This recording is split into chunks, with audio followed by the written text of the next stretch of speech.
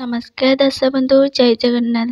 ଆଜି ଅତୁର ବନ୍ଧନରେ ଆପଣମାନେ ଦେଖିବାକୁ ପାଇବେ କି ଗୋଟେ ଭାଇ ତା ଭଉଣୀ ପାଇଁ ଏତେ କଷ୍ଟ କରିପାରେ। ହଁ ଦର୍ଶକ ବନ୍ଧୁ, କ୍ରିଷ୍ଣା ଭାଇ ଆଜି ତୃଷ୍ଣା ପାଇଁ ମାନସିକ ରଖିଛନ୍ତି କି ତାର ଦୀର୍ଘାୟୁ କାମନା କରି ଦେବୀ ମାଙ୍କ ଖଟୁଲି ମୁଣ୍ଡ ଉପରେ ରଖି କି ନନା ଆସି ଠିକ୍ ସେତେବେଳେ କହିବେ କି ତମ ପୂଜା ଏବେ ସମ୍ପୂର୍ଣ୍ଣ ହୋଇସାରିଛି, ଦେବୀ ମାଙ୍କୁ ତାଙ୍କ ଆସ୍ଥାନକୁ ତମ ମୁଣ୍ଡରୁ ଓହ୍ଲାଇ ଦେଇ ପାରିବ। ତାପରେ କ୍ରିଷ୍ଣା ଭାଇ ମାଙ୍କୁ ଓହ୍ଲାଇ ଦିଅନ୍ତି ଏବଂ ସମସ୍ତେ ମାଙ୍କୁ ପ୍ରଣାମ କରନ୍ତି। ତାପରେ ପୁଣି ନନା କହିବେ କି କ୍ରିଷ୍ଣା ଭାଇକୁ ପୂଜା ଥାଳି ଦେଇ କହିବେ କି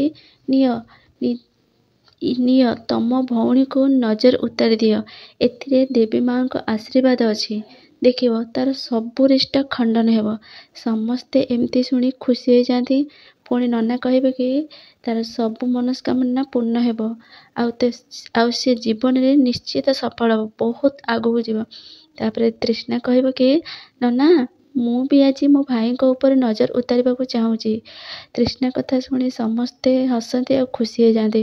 ପୁଣି ତୃଷ୍ଣା କହିବେ କି ମୋ ଭାଇଙ୍କ ଉପରୁ ଯେମିତି ସବୁ ଖରାପ ନଜର ଦୂର ହେଇଯାଉ, କେବେ କାହାର ନଜର ନ ଲାଗୁ ମୋ ଭାଇଙ୍କ ଉପରେ, ଆଉ ତାଙ୍କର ଜଲ୍ଦି ବାହାଘର ସେ ଯେମିତି ଖୁସିରେ ଘର ସଂସାର କରନ୍ତୁ, ଏଇଟା ମୋର ଗୋଟେ ମନସ୍କାମନା।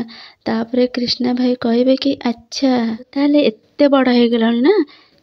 ତୃଷ୍ଣା କହିବ କି ହଁ, ମୁଁ ବଡ଼ ହେଇଗଲାଣି, ମୋ ଭାଇ ମୋର ଯେମିତି ମନ ଜାଣିପାରୁଛନ୍ତି, ମୁଁ କାହିଁ ମୋ ଭାଇଙ୍କର ଜାଣିପାରିବିନି। ତାପରେ ପୁଣି କ୍ରିଷ୍ଣା ଭାଇ କହିବେ କି ଆଚ୍ଛା ତୁ ତାହେଲେ ସେ ଇନ୍ଦ୍ରାଣୀ ଦେବୀଙ୍କ ଟିମ୍ରେ ମିଶି ଯାଇଛୁ ନାଇଁ, ସେଥିପାଇଁ ତୁ ଏତେ ବଡ଼ ବଡ଼ କଥା କହୁଛୁ। କ୍ରିଷ୍ଣା ଭାଇଙ୍କ କଥା ଶୁଣି ତୃଷ୍ଣା ହସେ। ଆଉ ଠିକ୍ ସେତେବେଳେ ମୁରଲୀ କହିବ କି ମୁଁ ବି ତାଙ୍କ ଟିମ୍ରେ ମିଶି ଯାଇଛି ଭାଇ, କାହିଁକି ନା ମୁଁ ବି ଚାହୁଁଛି ମୋ କ୍ରିଷ୍ଣା ଭାଇକୁ ତାଙ୍କ ରାଧା ଜଲ୍ଦି ମିଳିଯାଉ। ଏମିତି ସମସ୍ତେ ଶୁଣି ବହୁତ ଖୁସି ହୁଅନ୍ତି। ତାପରେ କ୍ରିଷ୍ଣା ବି ବହୁତ